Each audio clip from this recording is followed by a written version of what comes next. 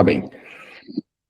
Eu vou compartilhar aqui minha tela e vou começar falando algumas coisas sobre como a gente está planejando essa mudança aí de servidor, porque tem algum impacto, sobretudo nos projetos que estão em andamento. Então, resgatando um pouquinho, esse ambiente todo de publicação de pesquisas, hospedagem, que fica lá no sphinxnaweb.com, que é onde todos estão acostumados, está tendo uma mudança agora em 2026, e essa mudança ela vai acontecer a partir de hoje até o final do ano.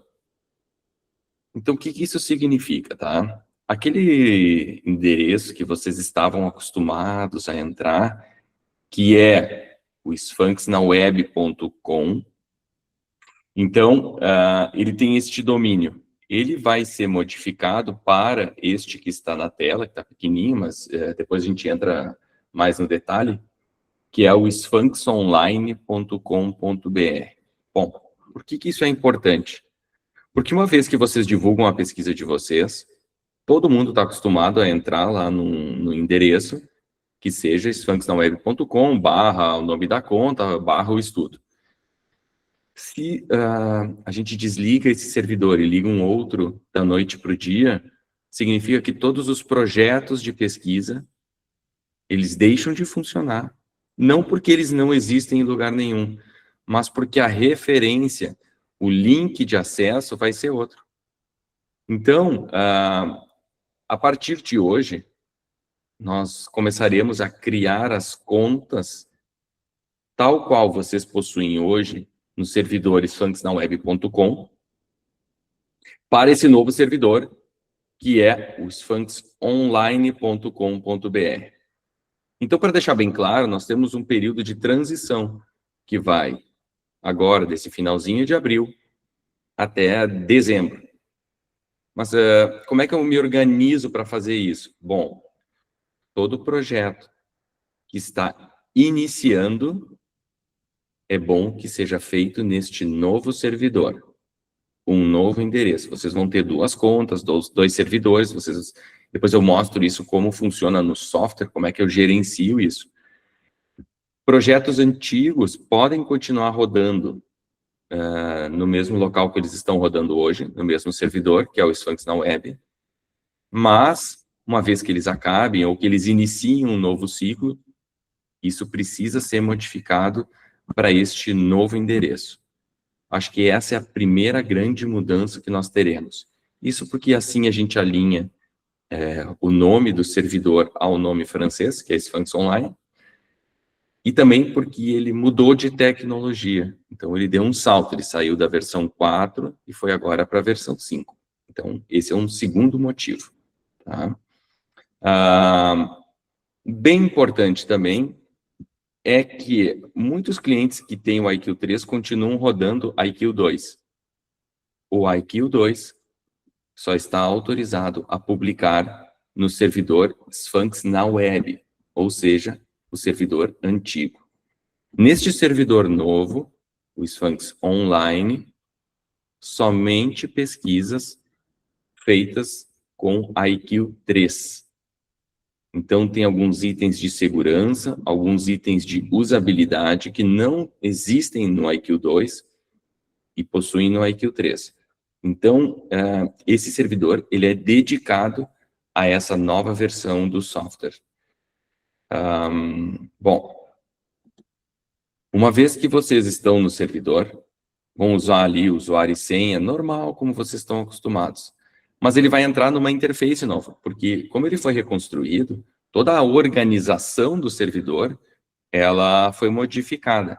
Então, dependendo da estrutura de conta, vocês podem utilizar a listagem dos projetos, como eu estou vendo aqui, nesses grandes blocos, onde cada bloco ele já traz um resuminho, ou então, Fernando, prefiro, no modo de listagem, onde eu tenho todas as pesquisas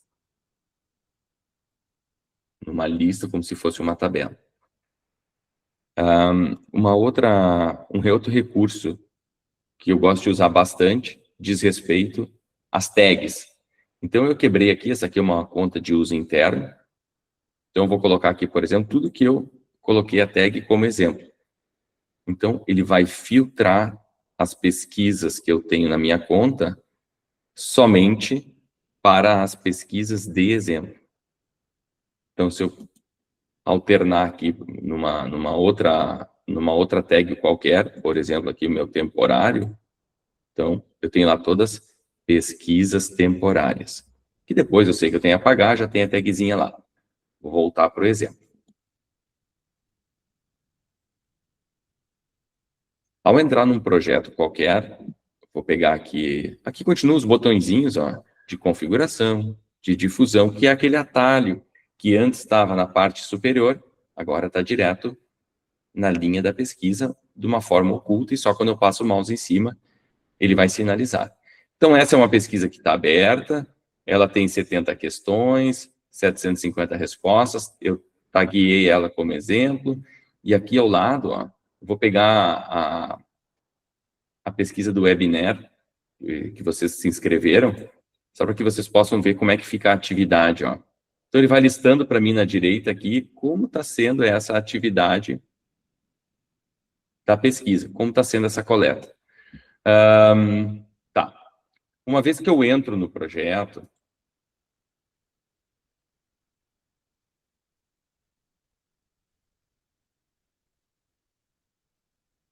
uma primeira informação assim que ele vai trazer para vocês é, de novo, eu tenho um resumo de como está sendo a pesquisa.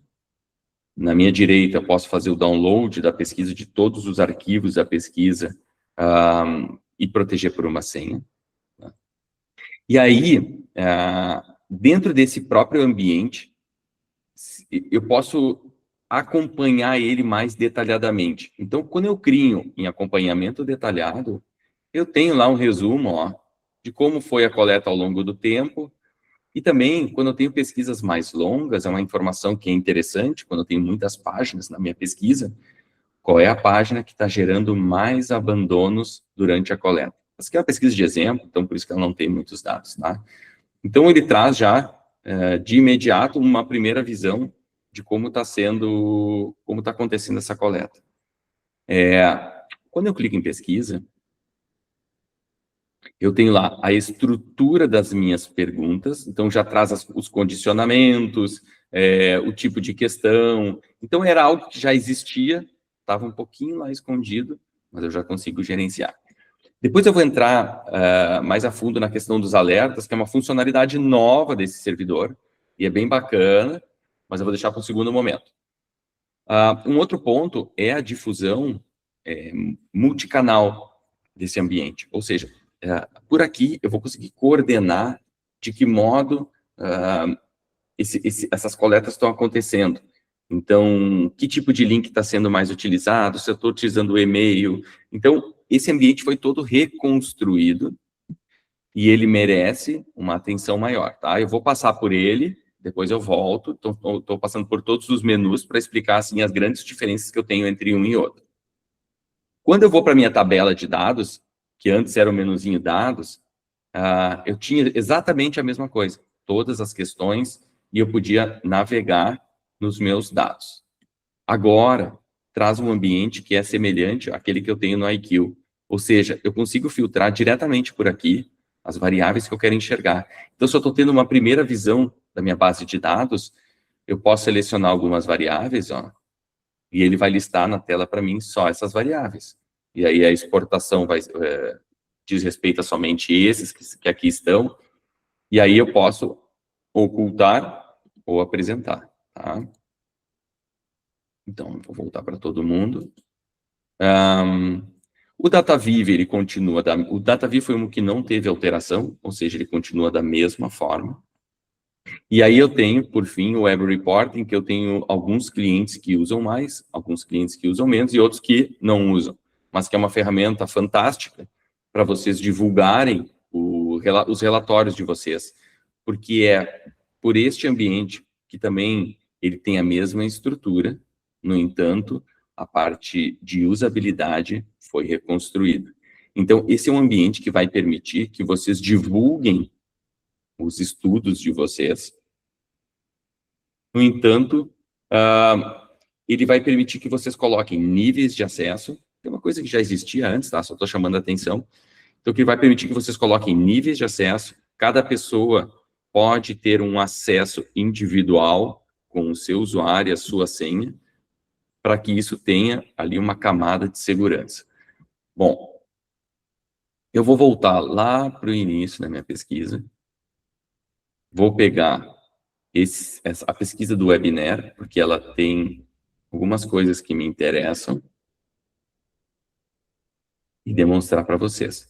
Então, eu tenho lá, este webinar que foi feito agora, eu tenho, vou dar uma olhadinha no acompanhamento detalhado, ó. Então, esse aqui já é uma pesquisinha, não é uma pesquisa, mas foi utilizado para a gente saber quem participaria. Eu tenho lá como foi a evolução da minha taxa de resposta, e aí eu tenho lá também algumas outras informações, quantos acessos. Então, nesse caso aqui, eu tive 31 acessos, 18 registros nesse dia. Então, algumas informações. Essa aqui é uma pesquisa de uma página, então é natural que eu tenha o meu número de abandono grande nesta página. Então, eu tive 81 acessos, 28 gravações, o tempo médio de 1 minuto. Então, já me trouxe aqui algumas informações. Eu vou passar direto e vou lá para a parte de difusão, onde eu tenho aqui o meu link de coleta. Eu posso ter aqui diferentes canais de distribuição, e mesmo tendo diferentes e-mails, eu digo a estrutura de convite, tá? Até para poder fazer um teste AB, eventualmente fazer alguma outra investigação, até sim, se eu tenho, por exemplo, um layout que chama mais atenção, eu tenho um mailing que performa diferente, então por aqui eu consigo gerenciar isso. Então eu tenho o e-mail que eu posso criar, um link direto, que é o meu caso, foi o que eu distribuí, o QR Code ou uma integração web. Se eu clicar aqui no QR Code, vou botar aqui QR Code, vou deixar esse aqui mesmo, o formulário, esse que eu tenho, e vou aplicar. Então, ele vai entrar, que eu tenho o meu QR Code, ó, ele vai trazer quantos cliques eu tenho, vou alternar aqui, vou voltar. Então, eu tenho QR Code e tenho inscrição. Quando eu entro no inscrição, eu tive 28 respostas pelo link inscrição, e 0 respostas pelo QR Code. Então, ele já vai filtrar isso para mim. O link, ele ficou menor, então ele já tem o timing aqui, eu posso copiar ele, ou integrar, mesmo distribuir aqui alguma rede social. Então já tem aqui a informação também de quantos cliques eu tive geral aqui desde o início do processo. Então, teve republicação, ajuste de texto, então ele só vai guardar essa informação. Quando eu crio um mailing, então eu vou pegar aqui um novo canal. Então, vou criar um e-mail, vou botar aqui, ó, convite 1. Vou colocar o seguinte, da mesma forma, olha só, esse ambiente foi reconstruído. Então, as opções que eu tinha antes, elas estão em outro local, estão com alguma coisinha diferente, tá?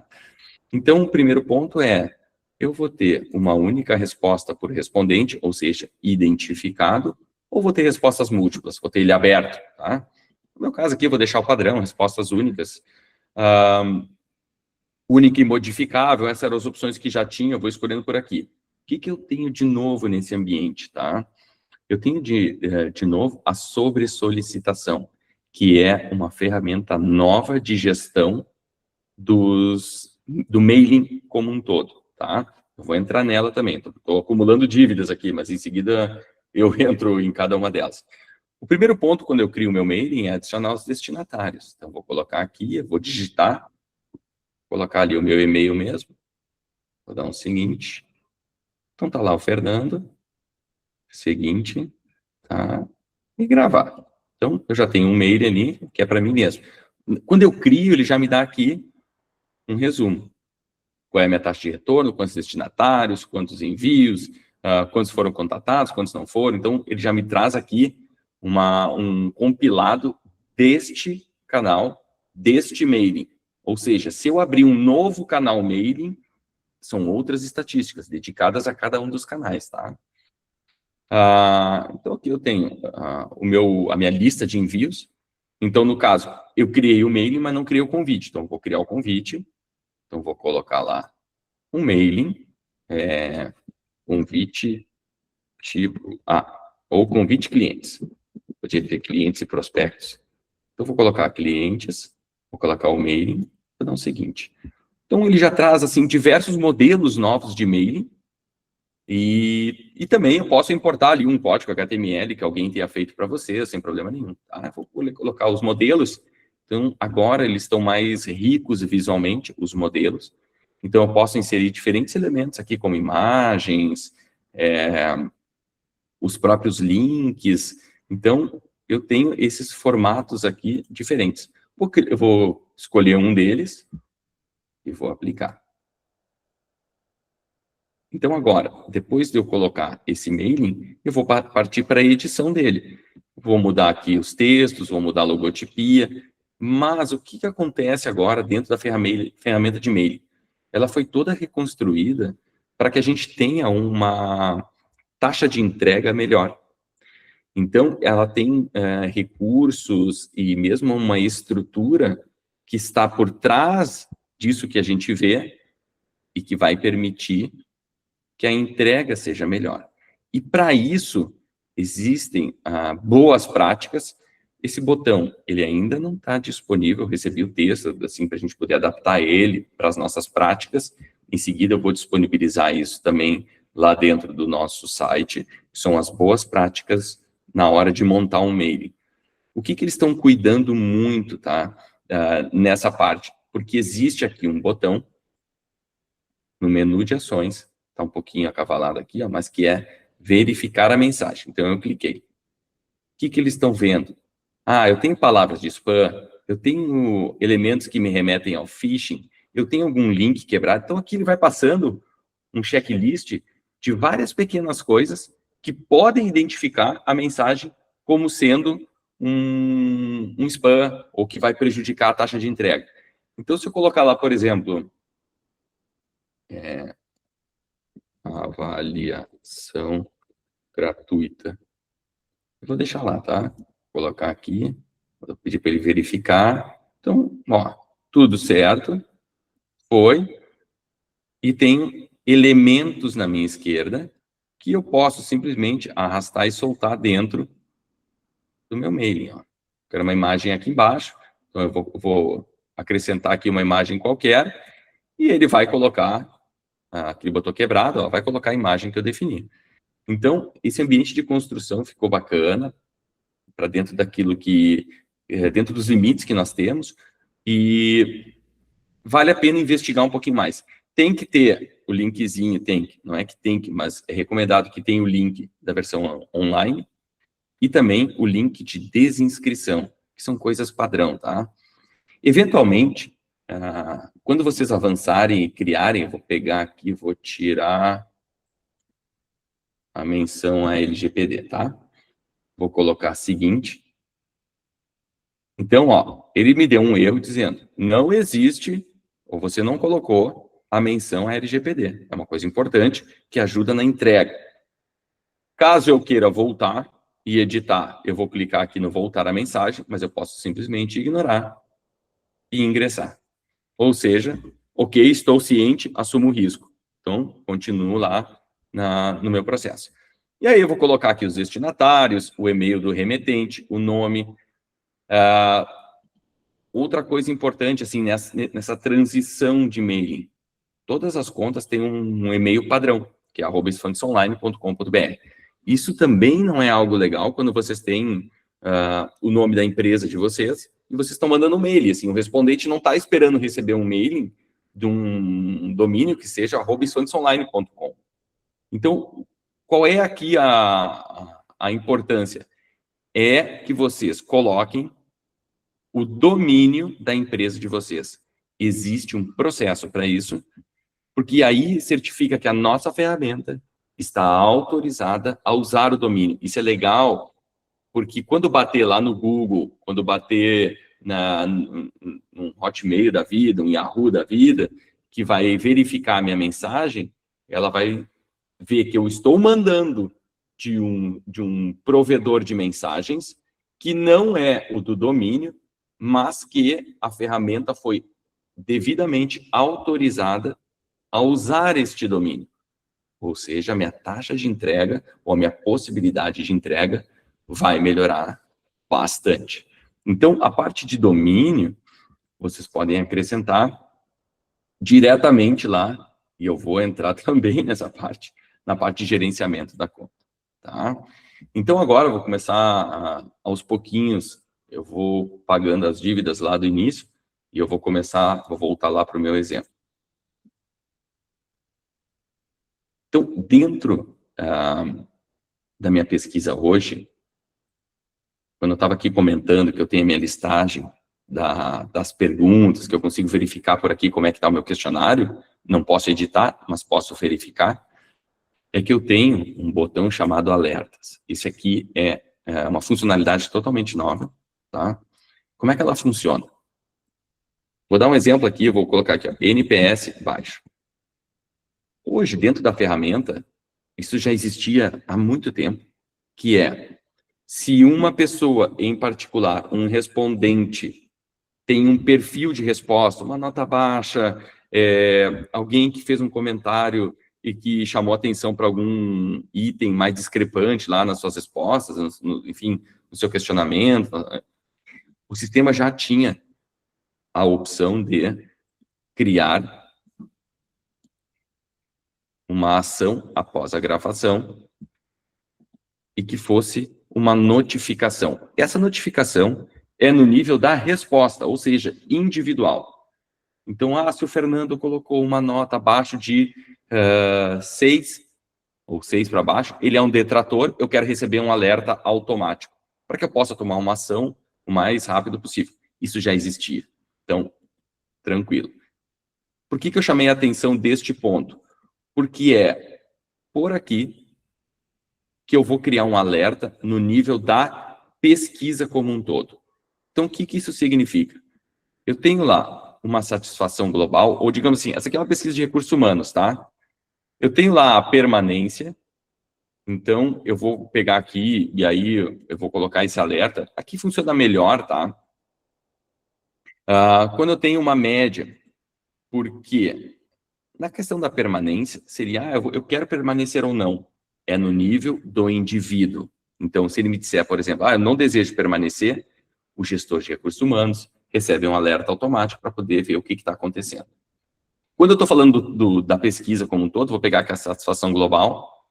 Então, quando eu estou utilizando ela, eu quero cuidar quando a minha média de satisfação, que é 0 a 10, quando a minha média ela for inferior a 7. E que eu tenha ali, pelo menos, umas 20 respostas. Então, para que eu não tenha ali, por exemplo, logo no início da minha pesquisa, eu tenho um primeiro respondente, um segundo, alguém deu uma nota 6, e ele já me diz, a média da pesquisa está baixa. Então, vou dizer que eu tenho ali pelo menos 20 respostas, tá? E vou colocar aqui todos os dias, tá? A hora que ele vai fazer essa verificação. Então, o que isso aqui significa? Esse robozinho vai lá na pesquisa e olha, como é que está a minha média do NPS, minha média de satisfação? Ela está acima de 6, ela está abaixo de 6, ela está acima de 7, abaixo de 7. Se ela estiver fora do meu, ou estiver, na verdade, dentro deste critério que eu defini, ele vai notificar um determinado e-mail, que pode ser o atendimento@empresa.com. O idioma da mensagem é em português. Aqui é uma mensagem padrão, mas este e-mail vai receber um alerta dizendo a sua média da pesquisa XYZ está abaixo do valor de referência. Então, aqui já, tem alguma coisa acontecendo.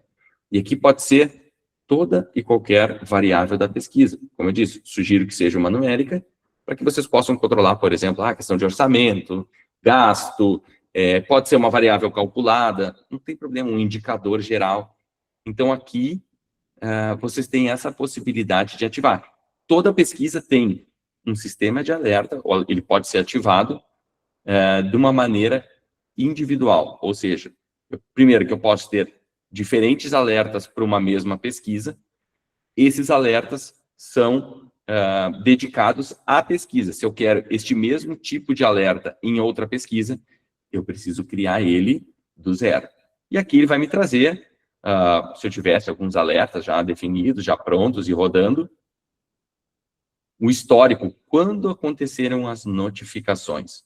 Então, qual foi a data e quando ela foi enviada. Então, aqui eu teria essa rastreabilidade dos alertas. Então, essa é uma primeira funcionalidade, tá? Uma outra coisa, cada vez mais a IA está presente dentro dos serviços, das funcionalidades do Sphinx.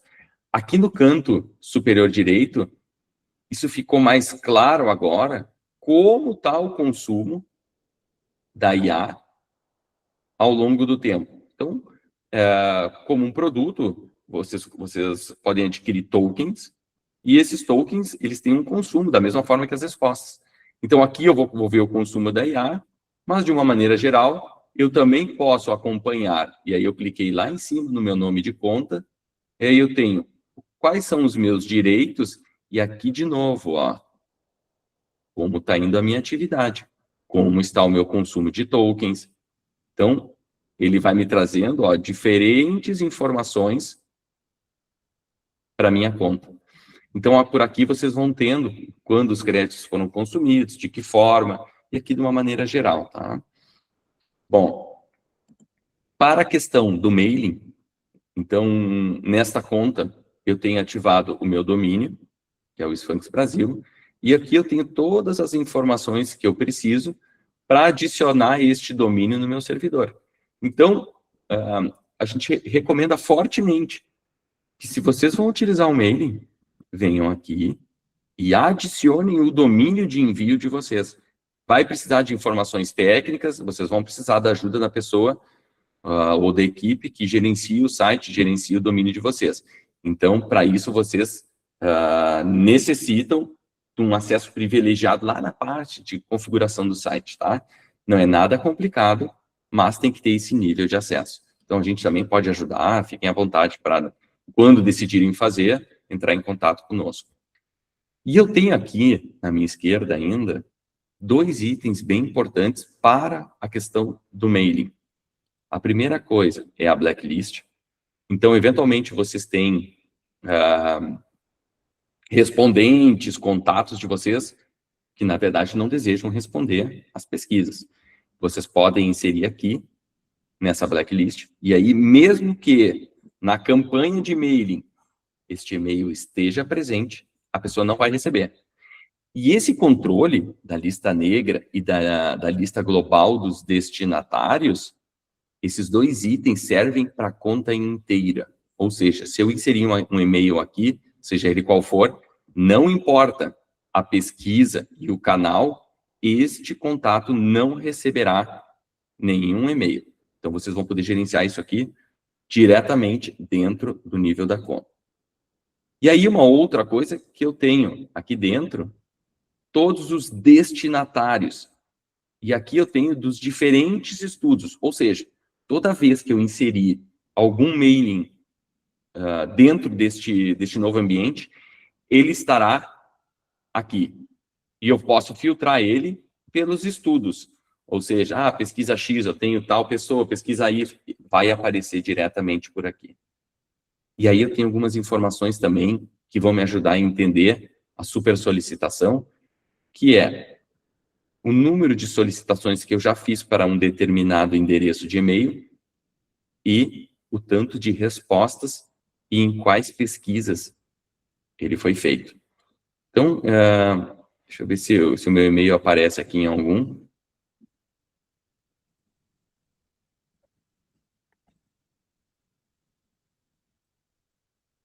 Então, eu estou lá, eu estou dentro desse webinar, eu não respondi por aqui, então, ele está marcando como 0 respostas. E eu fui solicitado uma vez. Bom, outra coisa. Como é que funciona a super solicitação? E aqui é no nível da conta, tá? Então, o que que acontece? Por vezes, as listas, elas vêm muito duplicadas. Então, eu tenho lá, para uma pesquisa X, eu tenho o Fernando, na pesquisa Y eu tenho o Fernando, na pesquisa D eu tenho o Fernando. Então, o que que foi inserido aqui em termos de controle? Agora, vocês podem colocar diretamente na conta que, pelo período trimestral, por exemplo, ele pode ter uma solicitação, ou pode ter 2 solicitações. Então, mesmo que eu tenha o meu nome o meu e-mail em outro projeto, num terceiro, num quarto projeto, dentro desse mesmo trimestre, eu não vou receber esse convite, para que justamente eu não seja incomodado demais por convites de participação a pesquisas. Essa super solicitação, vocês podem ou não ativar no nível da conta, tá? Uma outra coisa eu posso ser super solicitado, no entanto, se eu tive ali uma taxa, por exemplo, de 50% de participação nos últimos 3 meses, digamos, eu recebi 4 convites, participei de 2, nesse período de 3 meses, mesmo que eu receba outros, mesmo que eu esteja presente em outros mailings, eu não vou receber, porque eu já participei suficiente dentro desses convites que eu recebi, tá? Então, eu tenho essas 2 opções hoje para gerenciamento das super solicitações. Vou desativar. Então, esse é uma outra ferramenta bacana. E aí, eu tenho, talvez aquela que seja a mais interessante que eu tenho nesse novo ambiente e que integrou com o IQ 3 também. Então, isso já está disponível na última versão do IQ 3, que diz respeito ao seguinte, vou mostrar funcionando, que deixa eu ver se eu tenho aqui, dentro da minha pesquisa, dentro daquilo que eu estou fazendo, eu tenho a opção da gestão das variáveis. Quando eu clico nesse ambiente, eu posso criar variáveis, que é uma coisa que já existia no antes. Então, vou lá, eu tenho lá um conjunto de variáveis escalares, quero criar um indicador. Então, ele vem aqui e faz uma média. O que surgiu de diferente? Esse botãozinho aqui, calcular uma nova variável por IA. E ele abre um campo enorme de utilização da IA dentro dos formulários. Então, esse exemplo que eu vou mostrar, deixa eu acessar ele aqui. Eu tenho ele diretamente, um link por aqui. Aqui são os links que eu crio dentro do IQ, tá? Então, isso continua igual como estava antes. Eu vou clicar aqui na minha pesquisa. Então, é a mesma pesquisa que eu tenho aberta aqui embaixo, no meu IQ, depois eu mostro para vocês. Tem um protocolo ali, que só um exemplo. Aí, assim, você usa o carro no seu dia a dia? Sim. Aí eu vou colocar, assim, uma pergunta aberta. Então, é uma qualitativa. O que mais incomoda você ao se deslocar de carro? Então, assim, eu detesto ficar parado no engarrafamento, tá? Coloquei um critério. Vou colocar um seguinte. Então, aqui, ele me disse assim, aqui alguns itens que lhe incomodam ao circular de carro. Em qual grau isso lhe afeta? E tá ali o engarrafamento, 1, 2, 3 ou 4, tá? Então, vou botar ali um 3, avalio o seu uso, escolher ali uma marca. Estou só passando aqui porque eu quero acessá-la de novo, tá? E vou lá e vou novamente nela. Então, vou colocar aqui, sim. Então, assim, o que mais incomoda você ao se tocar de carro? Detesto engarrafamento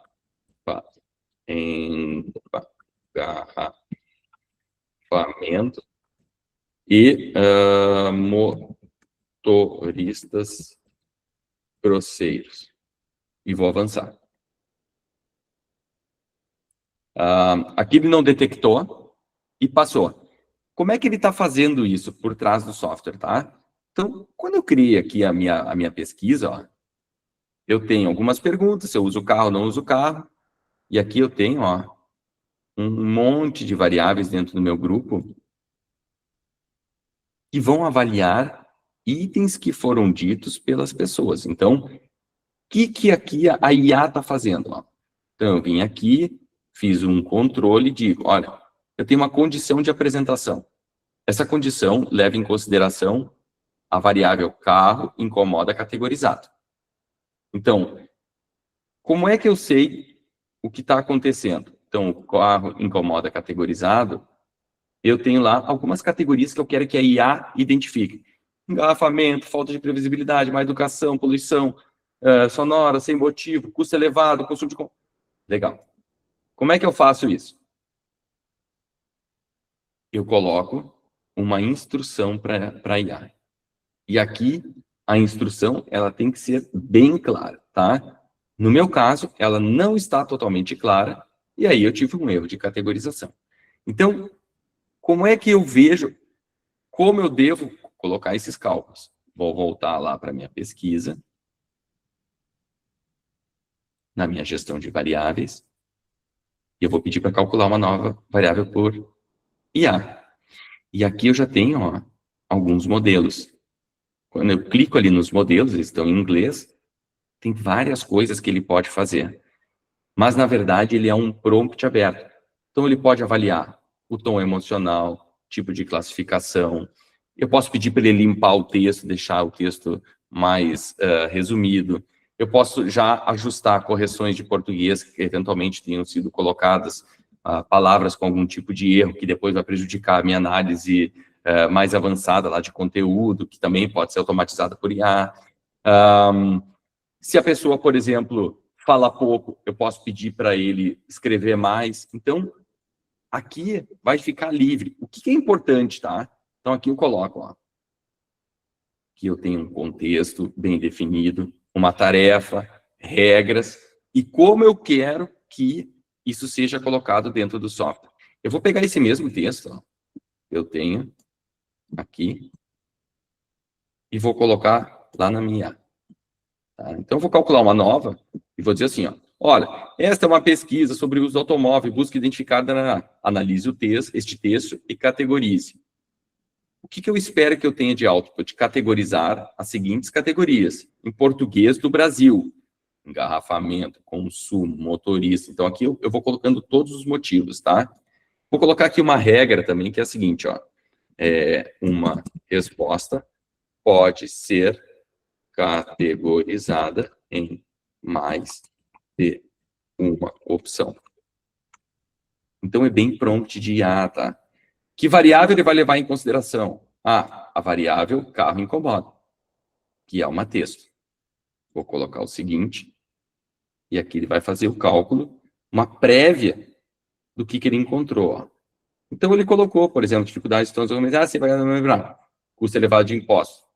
Ele vai acertar e vai errar. Então, aqui eu tenho, quanto melhor for o meu prompt, melhor eu vou ter o resultado. Tá? Então, aqui, carros estacionados em fila dupla atrapalhando a via, engarrafamento, má educação dos motoristas. E aqui ele vai colocando esse resuminho para mim de tudo que ele encontrou, de tudo que ele categorizou. Quando eu passo para um seguinte, eu quero lá, então, é uma variável do tipo texto? Não, vou botar uma fechada múltipla. Tá? No final da lista, variável automática, vou terminar. Então, a cada resposta nova, ele vai categorizando. Aqui ele está utilizando os meus tokens para fazer essa leitura e vai colocar lá na minha questão. Ó. Então, ele trouxe o resultado para dentro do meu questionário e a partir de agora eu posso fazer análise lá pelo DataViv, pelo que for. Então, isso fica livre. Alguns outros testes que nós já fizemos aqui. Quando eu estou criando essa variável, e eventualmente lá eu tenho um questionário que trata, acho que eu tenho aqui uma de RH, por exemplo, do colaborador. Então, o colaborador vai respondendo e aí eu vou fazer uma análise completa das minhas respostas. Então, eu vou colocar ali algumas variáveis que ele deve considerar e aí eu posso pedir o seguinte, lê para mim todas as respostas destas variáveis, então, que eu vou indicar para minha IA, e aí eu posso pedir, calcule para mim qual é a chance desse colaborador se desligar da empresa. Vou definir as regras bem, e aí a IA vai analisar aquilo e vai dizer, eu quero que avalie, por exemplo, em baixa, média e alta. Ele vai fazer um cálculo e vai automaticamente classificar cada colaborador conforme a sua chance de sair da empresa. Isso vai servir, ele é um pouquinho diferente, tá? Do que o cálculo automático, porque o cálculo automático ele não tem subjetividade. Ou seja, ele vai pegar médias e vai fazer. Aqui eu posso misturar coisas. Posso usar o texto, posso colocar lá um motivo do descontentamento dele com a empresa, por exemplo, e botar outras variáveis que são notas. Então, ele vai fazer esse combinado para poder gerar esse cálculo e, então, classificar cada pessoa conforme a sua chance de sair da empresa. E aqui pode ser outras coisas também. Então, esse é só um exemplo. Então, eu tenho, por esse cálculo aqui, se abre uma janela bem grande de aplicações que vocês podem utilizar, tá? Bom, já me encaminhando aqui para o final, acho que eu lembrei assim, das principais funcionalidades, as principais coisas que mudaram, tá? Quem faz o uso de APIs, a API também mudou, tá? Então, aqui dentro eu tenho a parte de desenvolvedores, e aqui eu consigo ver a nova API, que tem algumas coisas que entraram, algumas coisas que saíram. De novo, se vocês já têm um web service, uma conexão com CRM, RP, no servidor antigo precisa atualizar, porque os tokens de conexão serão outros, e eventualmente vocês precisam atualizar lá quais recursos dos disponíveis vocês estão fazendo uso, tá? Então, bem importante. Da mesma forma, a equipe está toda aqui à disposição para trabalhar e ajudar vocês, tá? Uma outra coisa, e aí sim, acho que é a última, que é o seguinte. Todas as contas agora, de uma empresa X, uma empresa Y, elas são contas da empresa. Elas, por si só, não podem fazer publicação. Então, esta conta que eu estou usando é chamada interna. Como é que funciona agora? O Fernando tem um acesso pessoal a esta conta. E o Fernando pode ter acesso a mais de uma conta. Ou seja, se numa empresa eu tenho lá, empresa X, eu tenho o colaborador Fernando, eu preciso criar a conta para a empresa X e vou criar o acesso do Fernando a esta conta.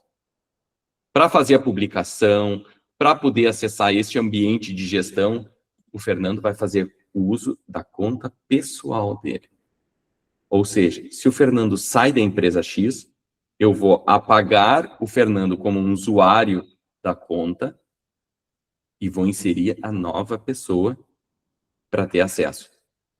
Então, essa é uma mudança grande, tá? Mas que não toca diretamente dentro do uso que vocês estão acostumados a fazer. Então, aqui, por exemplo, na conta interna, ó, eu tenho acesso a mais de uma conta. E aí, antes eu precisava ter uma senha para interno, uma senha para projetos. Agora, eu posso simplesmente clicar na projetos e alternar. Ou seja, eu vou para outra conta e vejo as outras pesquisas que eu tenho lá. Legal. E como é que funciona isso aqui no Sphinx? Quando eu vou fazer a publicação, ó,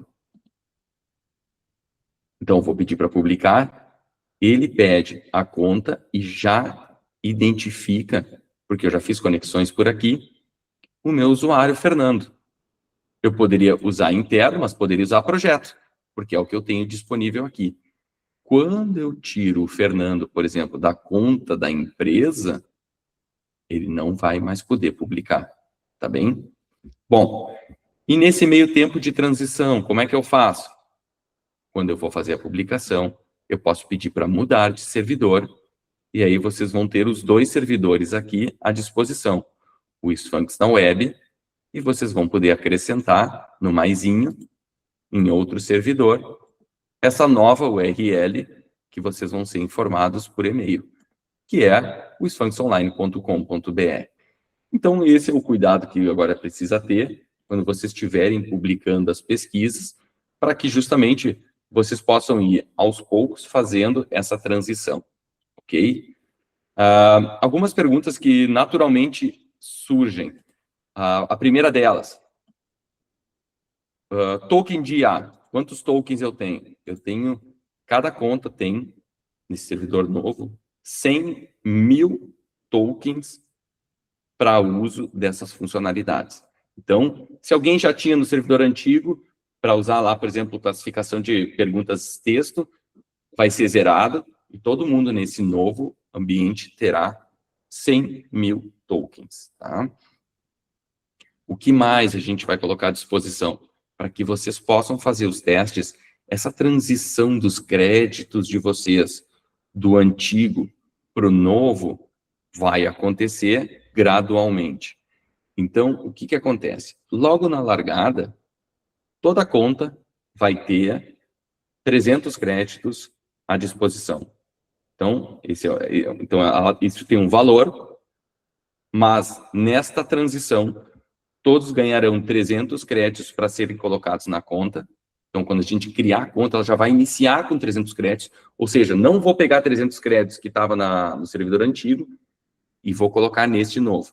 A data de validade vai continuar a mesma da conta original, mas vocês vão poder utilizar para poder fazer os testes de usabilidade, assim, para vocês irem se acostumando com essa conta, tá?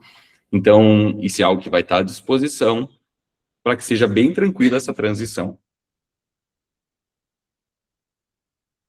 É normal que outras perguntas vocês tenham, porque tem itens que saíram de um lugar, foram para outro, e aí, assim, de novo, a equipe vai estar à disposição para ajudar vocês a criar isso, enfim, colocar em funcionamento.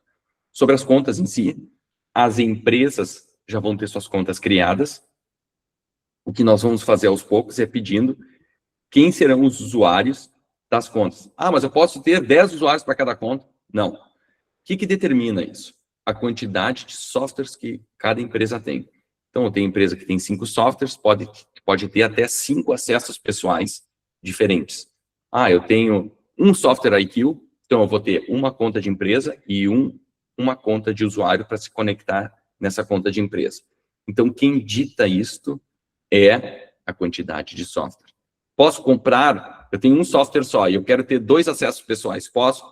Pode, isso é pago à parte. Tá bem? Bom, no geral é isso. Vou abrir um pouquinho para as perguntas, quem quiser, fica à vontade. Depois eu coloco à disposição o vídeo, tá? Olinda, fica à vontade. Eu não sei se vai conseguir abrir teu microfone, deixa eu ver aqui. Queres fazer no chat, Olinda?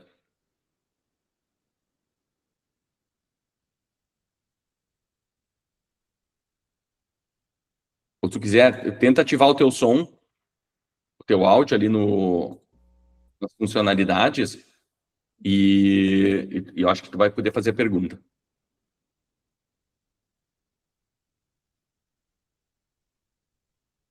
Tá, não tá ativando. Tu te importa de fazer a pergunta diretamente aqui no chat?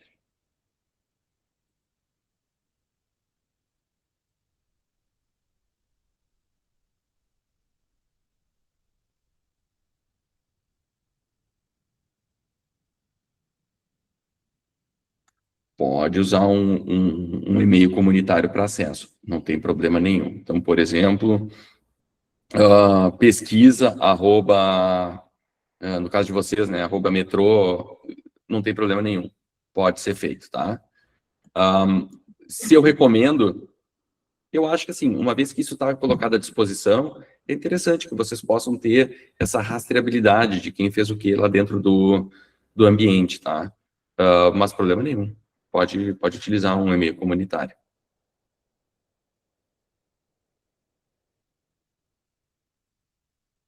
Mais alguma outra pergunta?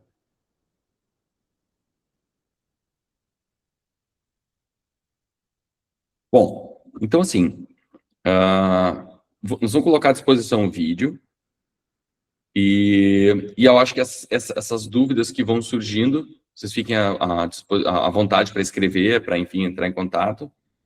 E vamos ligar para o Ricardo. E daí a gente segue a partir daí, tá? Lembrando, então, alguns marcos importantes. A partir de hoje, gradualmente, vocês vão recebendo alguns e-mails para essa criação de conta e usuários.